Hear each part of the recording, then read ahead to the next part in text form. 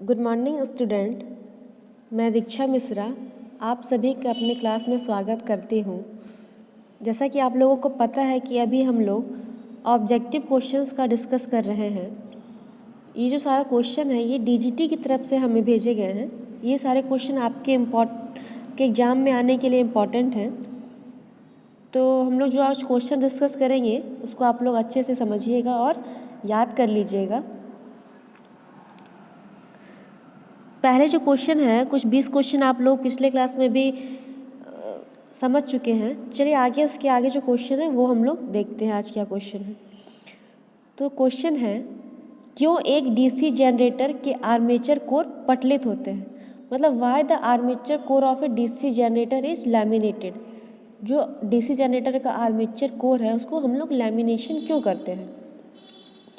ताम्र हानि को कम करने, reduce the copper loss, reduce the friction loss, reduce the hysteresis loss, reduce the eddy current loss।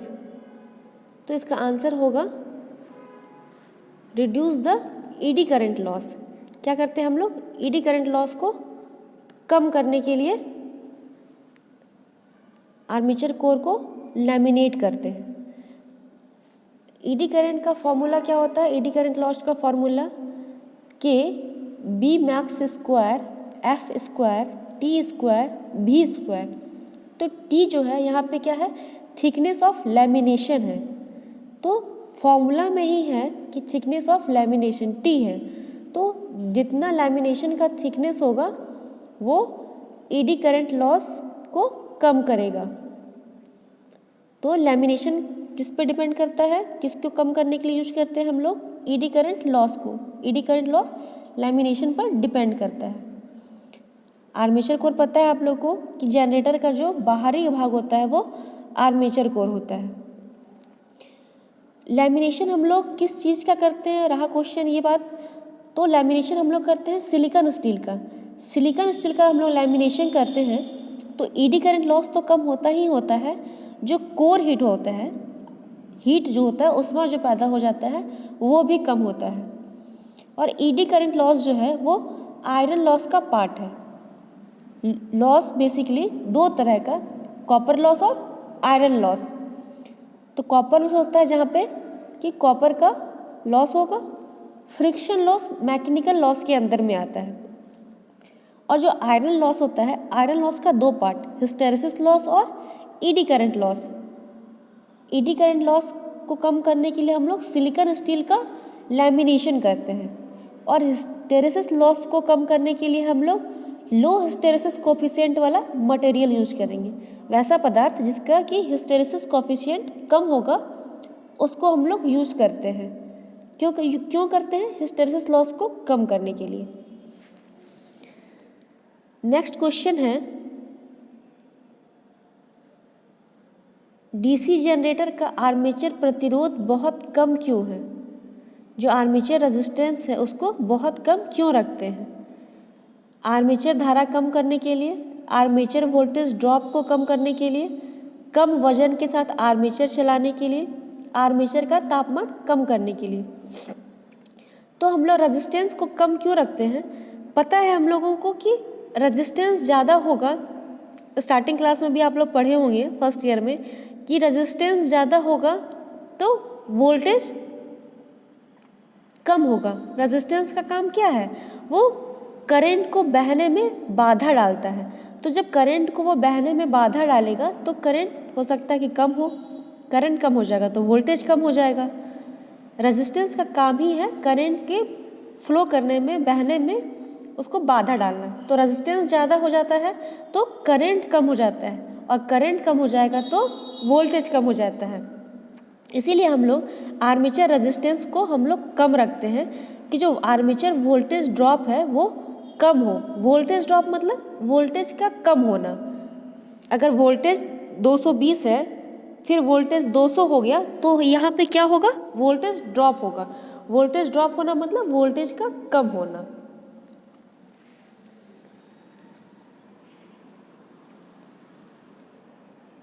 Next question है, DC generator को घड़ी की दिशा में ही क्यों चलाना चाहिए? जनरेटर को हमेशा क्लॉकवाइज डायरेक्शन में क्यों चलाना चाहिए? ब्रश को नुकसान से बचाएं, अवशिष्ट चुंबकत्व की रक्षा करें, आर्मेचर में शॉर्ट सर्किट से बचें, जनरेटर अतिभारित करने से बचें। तो आंसर होगा आर्मेचर में शॉर्ट सर्किट से बचें। अगर हम लोग मशीन को क्लॉकवाइज में नहीं चलाएंगे, एंटी क्लॉकवाइज कर चलाएंगे, मतलब घड़ी के विपरीत दिशा में चलाएंगे, तो आर्मेचर शॉर्ट सर्किट हो सकता है। शॉर्ट सर्किट होने का मतलब जल सकता है। शॉर्ट सर्किट होना मतलब उसको जलना, बर्न करना। इसीलिए हमेशा हम लोग मशीन ख़राब नहीं हो, मशीन जले नहीं, इसलिए हम लोग उसको क्लॉकवाइज डायरेक्शन में चलाते हैं। नेक्स्ट क्वेश्चन है, बड़े डीसी जनरेटर में घुमावदार क्षतिपूर्ति क्यों प्रदान की जाती है? मतलब कंपनसेटिंग वाइंडिंग हम लोग क्यों लगाते हैं? हमेशा याद रखेंगे कि कंपनसेटिंग वाइंडिंग हमेशा लार्ज डीसी जनरेटर में लगता है। स्मॉल जनरेटर में कंपनसेटिंग वाइंडिंग नहीं लगाया जाता है, वहाँ पे सिर्फ आर्मेचर वाइंडिंग होता है और फील्ड कॉइल होता है। जब लार्ज डीसी जनरेटर होगा तब वहाँ पे कंपनसेटिंग वाइंडिंग लगाएंगे। कंपनसेटिंग मतलब क्षतिपूर्ति। जो हम लोग को आर्मेचर वाइंडिंग या फील्ड कॉइल्स के द्वारा जो क्षति होता है उसको ये कंपनसेट करता है, वो उसको पूर्ति करता है। तो कंपनसेटिंग वाइंडिंग क्यों लगाते हैं? ऑप्शन है, अधिक लोड कनेक्ट करें, कम्यूटेशन प्रभाव को कम करें, आर्मेचर प्रतिक्रिया प्रभाव को बेअसर करें, जनरेटर की दक्षता बढ़ाएं। तो आंसर होगा इसका आर्मेचर प्रतिक्रिया प्रभाव को बेअसर करें। कंपनसेटिंग वाइंडिंग क्या होता है? हमेशा एडिशनल में लगा होता है। किसके एडिशनल में? आर्मेचर वाइंडिंग के एडिशनल में लगा होता है। आर्मेचर वाइंडिंग के सीरीज में कनेक्ट होता है। एडिशनल मतलब वो एक्स्ट्रा लगा रहता है, अलग से लगा रहता है, और वो आर्मेचर वाइंडिंग के सीरीज में लगा होता है। हमेशा लार्ज डीसी जनरेटर में इसका उपयोग करेंगे। लार्ज डीसी जनरेटर में क्या होता है? लोड फ्लक्चुएशन ज़्यादा होता है। लोड फ्लक्चुएशन ज़्यादा होता है, इसीलिए हम लोग एक्स्ट्रा वाइंडिंग कनेक्ट करते हैं आर्मेचर वाइंडिंग के सीरीज में, वही कहलाता है कंपनसेटिंग वाइंडिंग। इसका क्या काम होता है? ये आर्मेचर जो रिएक्शन होता है उसको न्यूट्रलाइज करता है, उसको कम करता है। आर्मेचर रिएक्शन क्या होता है रहा बात, तो मेन एमएमएफ पे, जो मेन मैग्नेटोमोटिव फोर्स है, एमएमएफ है, उस पे आर्मेचर एमएमएफ का जो रिएक्शन होता है, मेन एमएमएफ पर आर्मेचर एमएमएफ का जो रिएक्शन होता है वो आर्मेचर रिएक्शन कहलाता है। तो आर्मेचर रिएक्शन होता है तो हो सकता है कि लॉस ज़्यादा होगा, इसी वजह से वहाँ पे कंपनसेटिंग वाइंडिंग लगाते हैं कि वो आर्मेचर रिएक्शन को कम करे। नेक्स्ट क्वेश्चन है, डीसी जनरेटर के वोल्टेज का निर्माण करने में विफल होने का क्या कारण है? डीसी जनरेटर वोल्टेज जो पैदा करता है, तो अगर नहीं वो कर पा रहा, बार बार फेल हो रहा है, तो क्या कारण उसका हो सकता है? ढीला ब्रश संयोजन, आर्मेचर प्रतिरोध अधिक है, फील्ड प्रतिरोध कांतिक प्रतिरोध से ऊपर है, प्राइमर मूवर रेटेड गति से ऊपर चल रहा है।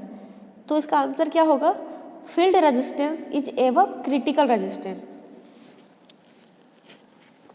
क्रिटिकल मतलब क्या होता है? उससे ज़्यादा, मतलब कोई भी चीज़ मैक्सिमम पे है, उससे ज़्यादा नहीं होना चाहिए। क्रिटिकल वो चीज़ उससे मैक्सिमम होगा तो वो खतरनाक हो सकता है, क्रिटिकल हो सकता है। उससे ज़्यादा होगा तो वो खतरनाक हो सकता है।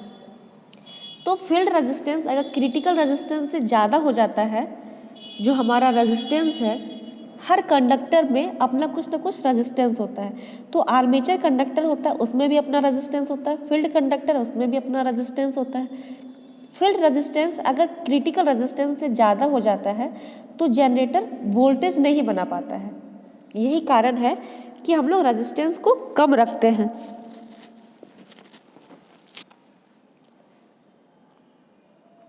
नेक्स्ट है, जनरेटर का नाम क्या है यदि इसका क्षेत्र आर्मेचर के समानांतर जुड़ा है? मतलब फील्ड आर्मेचर के पैरेलल में कनेक्ट है तो वो कौन सा जनरेटर कहलाएगा? ऑप्शन है, शंट जनरेटर, श्रेणी generator, compound generator, self excited generator. इसका आंसर होगा शंट जनरेटर। शंट जनरेटर क्या होता है? फील्ड और आर्मेचर पैरेलल में होता है। फील्ड जो होता है वो आर्मेचर के समानांतर में जुड़ा होता है, वो शंट जनरेटर कहलाता है। अगर यही फील्ड आर्मेचर के सीरीज में कनेक्ट होगा तो वो सीरीज जनरेटर कहलाएगा।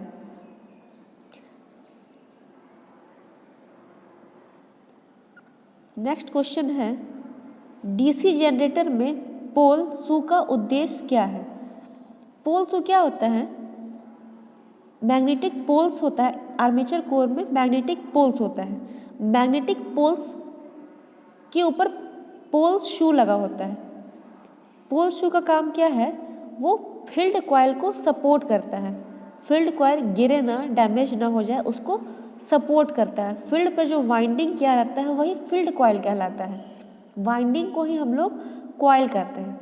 तो जो फील्ड कॉइल है उसको पोल शू सपोर्ट करता है। वही पूछ रहा है कि पोल शू का क्या उद्देश्य है, क्या पर्पस है? एयर गैप को कम करना, क्षेत्र की ताकत बढ़ाना, चुंबकीय हानियों को कम करना, एयर गैप को समान रूप से फ्लक्स में फैलाना। तो पोल शू का काम है एयर गैप में फ्लक्स को यूनिफॉर्मली डिस्ट्रीब्यूट करना। पोल शू का दो काम, फील्ड कॉइल को सपोर्ट करता है और दूसरा काम एयर गैप में फ्लक्स को यूनिफॉर्मली डिस्ट्रीब्यूट करता है। फ्लक्स के कारण ही आगे करंट बनता है।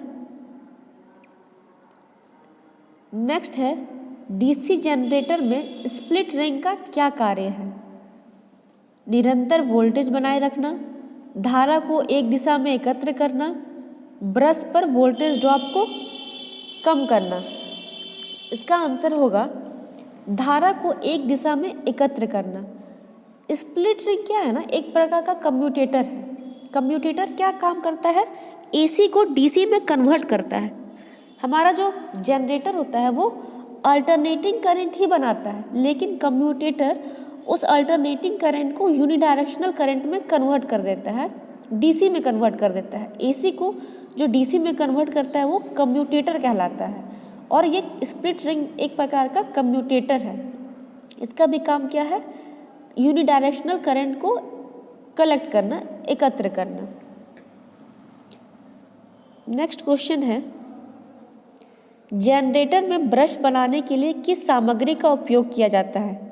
स्टील और ग्रेफाइट, कार्बन और ग्रेफाइट, ढलवां लोहा और ग्रेफाइट, एल्युमिनियम और ग्रेफाइट। आंसर होगा कार्बन और ग्रेफाइट। कार्बन और ग्रेफाइट से हम लोग ब्रश बनाते हैं। ब्रश क्या करता है? करंट को कलेक्ट करता है। करंट को कलेक्ट करने का काम ब्रश करता है। और कार्बन का उपयोग हम लोग लार्ज डीसी जनरेटर में करते हैं। अगर जनरेटर बड़ा है तो वहाँ हम लोग कार्बन का ब्रश बनाते हैं। ब्रश कम्यूटेटर बार से कनेक्ट होता है जहाँ पे करंट को फ्लो करता है, और ब्रश का काम होता है करंट को कलेक्ट करना। ब्रश कम्यूटेटर बार से कनेक्ट रहता है तो उसका प्रॉफिट एक और क्या है कि जो कम्यूटेशन प्रोसेस है उसको वो स्पार्कलेस बनाता है। जब कम्यूटेशन प्रोसेस वहाँ पे कंडक्ट होता है तो वहाँ पे स्पार्क नहीं होता है, वहाँ पे चिंगारी नहीं होता है। नेक्स्ट क्वेश्चन है, क्यों डीसी जनरेटर अपने अवशिष्ट चुंबकत्व तो खो देते हैं? रेसिडुअल मैग्नेटिज्म जो होता है उसको जनरेटर क्यों खो देता है? ऑप्शन है, भार में भारी शॉर्ट सर्किट, बिना लोड के लगातार चल रहा हो, बिना रुके लगातार चलना, रोटेशन की दिशा अक्सर बदलना। तो रेसिडुअल मैग्नेटिज्म होता क्या है? अगर मैग्नेटिक फील्ड जहाँ पे हम लोग जनरेटर में हम लोग मैग्नेटिक फील्ड बनाते हैं, क्रिएट करते हैं, अगर वहाँ मैग्नेटिक फील्ड को हम लोग ख़त्म भी कर लें, वहाँ से हटा भी दें, तब भी वहाँ पे मैग्नेटिज्म का कुछ इफेक्ट रह जाता है। मैग्नेटिज्म का, चुंबकत्व का कुछ प्रभाव रहता है। उसको हम लोग कहते हैं रेसिडुअल मैग्नेटिज्म। रेसिडुअल मतलब अवशिष्ट, जो बचा खुचा है। तो जब मैग्नेटिक फील्ड हटा भी दे, रिमूव भी हो जाए, तब भी जो चुंबकत्व का जो गुण बचा रहता है वो रेसिडुअल मैग्नेटिज्म कहलाता है। ये क्यों लॉस हो जाता है? अगर हम लोग रोटेशन का दिशा बार बार चेंज करेंगे, अगर मशीन बार बार क्लॉकवाइज चल रहा है, फिर उसको हम लोग एंटी क्लॉकवाइज चला दें, फिर क्लॉकवाइज, फिर एंटी क्लॉकवाइज, अगर उसका डायरेक्शन का दिशा जो चेंज है, डायरेक्शन है, उसको हम लोग रोटेशन का जो डायरेक्शन है उसको हम लोग बार बार चेंज करेंगे तो वो लॉस हो जाता है, वो ख़त्म हो जाता है रेसिडुअल मैग्नेटिज्म। एक जनरेटर में योग और ध्रुव के माध्यम से चुंबकीय सर्किट कैसे पूरा होता है? ऑप्शन है field coil, armature core, laminated pole core, winding conductor in armature. तो योक और ध्रुव के बीच में जो मैग्नेटिक सर्किट बनता है, जनरेटर में क्या होता है? मैग्नेटिक सर्किट होता है। तो जो सर्किट बनता है योक और पोल के बीच में, वो आर्मेचर वाइंडिंग के द्वारा पूरा होता है। आर्मेचर होता है, आर्मेचर में जो हम लोग कॉइल लपेटे होते हैं वो वाइंडिंग कहलाता है। कंडक्टर के ऊपर जो तार लपेटा होता है, जो कॉइल होता है, वो वाइंडिंग कहलाता है। तो जब आर्मेचर वाइंडिंग होगा तो वो योक और पोल के बीच सर्किट को कंप्लीट करता है। योक क्या है? बाहरी भाग है। जनरेटर का सबसे बाहरी भाग योक कहलाता है और फिर आर्मेचर होता है और आर्मेचर के अंदर पोल होता है। पहले योक होगा, फिर आर्मेचर होगा, फिर पोल होगा। पोल से आर्मेचर वाइंडिंग कनेक्ट होता है। नॉर्थ पोल, साउथ पोल, वो पोल्स कहलाता है और पोल्स से आर्मेचर वाइंडिंग कनेक्ट होता है। आर्मेचर कोर जो होता है, आर्मेचर कोर को हम लोग बाहरी भाग को जो होता है उसको हम लोग क्या करते हैं? लैमिनेट करते हैं। किससे लैमिनेट करते हैं? सिलिकॉन स्टील से। सिलिकॉन स्टील से अगर वो लैमिनेट किया रहेगा तो क्या होता है? वहाँ पे हीट भी कम होता है और ईडी करंट लॉस भी कम होता है। और आर्मेचर कोर दो प्रकार का होता है, सिलिंड्रिकल और ड्रम शेप्ड। चलिए नेक्स्ट क्वेश्चन देखते हैं। डीसी शंट जनरेटर में लोड बढ़ाने पर टर्मिनल वोल्टेज कम क्यों हो जाता है? अगर हम लोग लोड को बढ़ा देते हैं, इंक्रीज करते हैं, तो वोल्टेज कम क्यों हो जाता है? ऑप्शन है आर्मेचर प्रतिक्रिया प्रभाव के कारण, आर्मेचर प्रतिरोध में वृद्धि के कारण, वोल्टेज की वजह से गिरावट कम हो जाती है, शंट फील्ड प्रेरकत्व में वृद्धि के कारण। इसका ऑप्शन होगा बी। इसका ऑप्शन होगा आर्मेचर रिएक्शन। आर्मेचर रिएक्शन के कारण वोल्टेज ड्रॉप कम होता है। आर्मेचर रिएक्शन क्या होता है? मेन एमएमएफ पर आर्मेचर एमएमएफ का जो रिएक्शन होता है वो आर्मेचर रिएक्शन कहलाता है। और आर्मेचर रिएक्शन ज़्यादा होगा तो लॉस हो सकता है। इसीलिए जब हम लोग लोड को बढ़ाएंगे, लोड को इंक्रीज करेंगे, तो क्या होता है? उसका टर्मिनल वोल्टेज वो कम हो जाता है। नेक्स्ट क्वेश्चन है, लंबी दूरी की वितरण लाइनों के लिए किस प्रकार के डीसी जनरेटर का उपयोग किया जाता है? डिस्ट्रीब्यूशन लाइन, ट्रांसमिशन लाइन और डिस्ट्रीब्यूशन लाइन होता है। तो डिस्ट्रीब्यूशन लाइन के लिए हम लोग कौन सा जनरेटर का उपयोग करते हैं? ऑप्शन है शंट जनरेटर, श्रेणी जनरेटर, विभेदक यौगिक जनरेटर, डिफरेंशियल कंपाउंड जनरेटर या क्युमुलेटिव कंपाउंड जनरेटर। इसका आंसर होगा cumulative compound generator. Distribution line में हम लोग क्युमुलेटिव कंपाउंड जनरेटर का उपयोग करते हैं। क्युमुलेटिव मतलब जो जिसमें कि शंट फील्ड और सीरीज फील्ड को जोड़ दिया जाता है। जहाँ पे शंट फील्ड और सीरीज फील्ड का जोड़ होगा वो क्युमुलेटिव कहलाता है। इसमें दोनों को जोड़ देते हैं। तो शंट फील्ड का फ्लक्स क्या करता है? मेन फील्ड के फ्लक्स को बढ़ाता है। क्युमुलेटिव मतलब संचयी मतलब संचय करना, जोड़ना, उसको बढ़ाना। संचय करना मतलब जोड़ना। तो जब शंट फील्ड का जो फ्लक्स होता है वो मेन फील्ड को बढ़ाता है, मतलब उसको ऐड कर देता है, वो बढ़ जाता है, वो कहलाता है क्युमुलेटिव कंपाउंड जनरेटर। और डिफरेंशियल कंपाउंड जनरेटर क्या होता है? जिसमें कि शंट फील्ड सीरीज फील्ड के फ्लक्स को कम करता है। शंट फील्ड का जो फ्लक्स होता है वो सीरीज फील्ड के फ्लक्स को घटाता है, वो डिफरेंशियल कहलाता है, मतलब कम करता है। इसीलिए हम लोग लॉन्ग डिस्ट्रीब्यूशन लाइन जो होता है उसमें हम लोग क्यूमुलेटिव कंपाउंड जनरेटर का उपयोग करते हैं। नेक्स्ट क्वेश्चन है, डीसी जनरेटर में इंसुलेशन प्रतिरोध को बेहतर बनाने के लिए किस विधि का प्रयोग किया जाता है? ब्रश का बार बार बदलना, समय पर मशीन को गर्म करना, नियमित रूप से कम्यूटेटर सेगमेंट की सफाई करना, रख रखाव के दौरान मशीन में गर्म हवा देना। आंसर होगा रख रखाव के दौरान मशीन में गर्म हवा देना। हवा क्या है, हॉट एयर क्या है, गर्म हवा एक प्रकार का कुचालक है।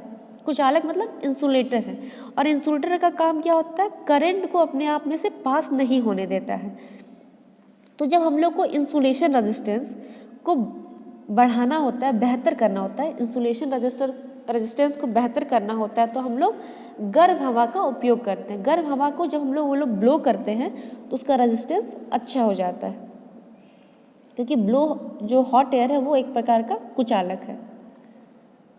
नेक्स्ट क्वेश्चन है, अवशिष्ट चुंबकत्व के अभाव में किस प्रकार का डीसी जनरेटर काम करता है। जहाँ पे रेसिडुअल मैग्नेटिज्म नहीं होगा वो कौन सा जनरेटर उस टाइम भी वर्क करेगा। ऑप्शन है शंट जनरेटर, श्रेणी जनरेटर, यौगिक जनरेटर या सेपरेटली एक्साइटेड जनरेटर। इसका आंसर होगा separately excited generator. Separately excited generator में क्या होता है, जो उसका फील्ड कॉइल होता है, इस जनरेटर का जो फील्ड कॉइल होता है या वाइंडिंग होता है, उसको हम लोग किसी अलग करंट सोर्स के माध्यम से एक्साइट करते हैं। उसको एक्साइटेशन देने के लिए जनरेटर में हमेशा एक्साइटेशन देना पड़ता है, उसको रन कराने के लिए हमेशा एक्साइटेशन देना पड़ता है। और सेपरेटली एक्साइटेड जनरेटर को जो हम लोग एक्साइट कराते हैं वो किसी अलग से करंट सोर्स के द्वारा एक्साइट कराते हैं। अलग से करंट सोर्स के द्वारा एक्साइट कराने से ये कॉस्टली होता है, और इसमें अगर रेसिडुअल मैग्नेटिज्म नहीं भी है तब भी ये जनरेटर वर्क करता है, क्योंकि इसका एक्साइटेशन अलग होता है। नेक्स्ट क्वेश्चन है, आर्क वेल्डिंग के लिए किस प्रकार के डीसी जनरेटर का उपयोग किया जाता है। शंट जनरेटर, श्रेणी जनरेटर, विभेदक यौगिक जनरेटर, संचयी यौगिक जनरेटर। इसका आंसर होगा डिफरेंशियल कंपाउंड जनरेटर। वेल्डिंग क्या है, वेल्डिंग एक ऐसा प्रोसेस है जिसमें हीट के द्वारा मेटल को जोड़ते हैं। किसी भी मेटल को हीट के द्वारा जोड़ने का जो प्रोसेस होता है वो वेल्डिंग कहलाता है। वेल्डिंग दो प्रकार का होता है, आर्क वेल्डिंग और गैस वेल्डिंग। तो आर्क वेल्डिंग में जो हम लोग जनरेटर का उपयोग करेंगे वो डिफरेंशियली कंपाउंड जनरेटर होता है। इसमें क्या होता है, शंट फील्ड और सीरीज फील्ड अलग होता है, और शंट फील्ड का फ्लक्स मेन फील्ड के फ्लक्स को कम करता है, इसीलिए इसका नाम डिफरेंशियल कंपाउंड जनरेटर पड़ा है। नेक्स्ट क्वेश्चन है, डीसी जनरेटर में तरंग वाइंडिंग की विशेषता क्या है। जो वेव वाइंडिंग होता है उसका क्या प्रॉपर्टी है। वाइंडिंग क्या होता है, कॉइल होता है जो तार को एक सिमिलर वे में लपेटना कॉइल कहलाता है, और कॉइल ही वाइंडिंग कहलाता है। वाइंडिंग दो प्रकार का होता है, लैप वाइंडिंग और वेव वाइंडिंग। वेव वाइंडिंग का उपयोग हम लोग करते हैं लो करंट हाई वोल्टेज में। जहाँ पे लो करंट का उपयोग करना होगा वहाँ पे वेव वाइंडिंग का उपयोग करेंगे, और लेकिन जहाँ हाई करंट का उपयोग करना होगा वहाँ पे लैप वाइंडिंग का यूज़ करेंगे।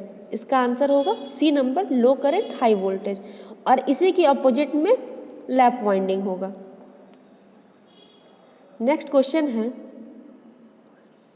डीसी जनरेटर में कम्यूटेटर संयोजन में प्रयुक्त प्रतिरोध तार का उद्देश्य क्या है। यहाँ पे जो कनेक्शन है इसमें जो प्रतिरोध का तार है उसका क्या उद्देश्य है। नियत वोल्टेज बनाए रखें, शून्य स्थैतिक रूप से प्रेरित ईएमएफ, स्थैतिक रूप से प्रेरित ईएमएफ बढ़ाना,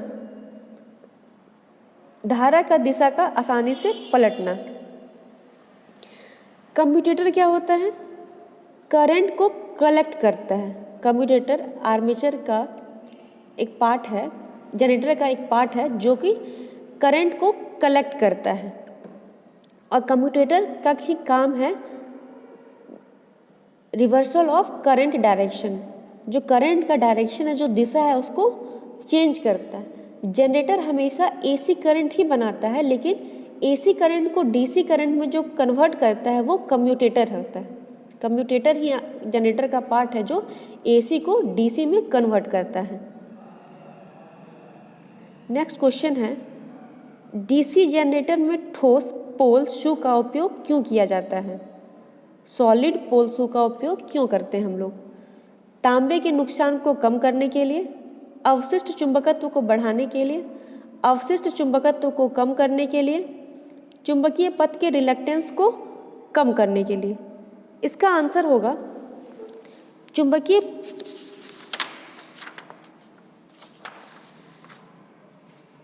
पथ के रिलक्टेंस को कम करने के लिए। पोल शू, जैसे कि अभी बताएं कि पोल शू क्या होता है, मैग्नेटिक पोल्स के ऊपर लगा रहता है और पोल शू का काम होता है फील्ड कॉइल्स को सपोर्ट देना या जो मैग्नेटिक पाथ है उसके रिलक्टेंस को कम करना। रिलक्टेंस क्या है, जैसे कि रेजिस्टेंस होता है, इलेक्ट्रिक सर्किट में रेजिस्टेंस होता है, मैग्नेटिक सर्किट में वही रिलक्टेंस कहलाता है। रेजिस्टेंस और रिलक्टेंस दोनों का क्या काम है, रेजिस्टेंस का काम है करंट को बहने में बाधा डालना और रिलक्टेंस का काम है फ्लक्स के बहने में बाधा डालना। इलेक्ट्रिक सर्किट में जो रेजिस्टेंस होगा, मैग्नेटिक सर्किट में वही रिलक्टेंस कहलाएगा। तो रिलक्टेंस को कम करता है सॉलिड पोल शू। सॉलिड पोल शू का काम है कम करना रिलक्टेंस को। नेक्स्ट है लास्ट क्वेश्चन, बड़ी क्षमता के डीसी जनरेटर योग बनाने के लिए किस धातु का उपयोग किया जाता है? लार्ज कैपेसिटी का जो डीसी जनरेटर है उसका योग हम लोग किस धातु का बनाते हैं? ढलवा लोहा, नरम लोहा, एल्यूमिनियम लोहा या रोल्ड स्टील? आंसर है रोल्ड स्टील। योग क्या होता है? योग मशीन का सबसे बाहरी भाग, आउटर फ्रेम को हम लोग योग कहते हैं। और योग का पर्पस क्या है? वो मैकेनिकल स्ट्रेंथ देता है, मशीन को मैकेनिकल स्ट्रेंथ देता है, यांत्रिक शक्ति देता है और उसके अंदर ही सारा मैग्नेटिक फ्लक्स कैरी करता है। इसीलिए हम लोग योग को रोल्ड स्टील का बनाते हैं और स्टील के होने के कारण क्या होता है, उसमें एडी करंट लॉस कम होता है। आगे हम लोग नेक्स्ट क्लास में क्वेश्चन डिस्कस करेंगे। आज के लिए यहीं तक, धन्यवाद।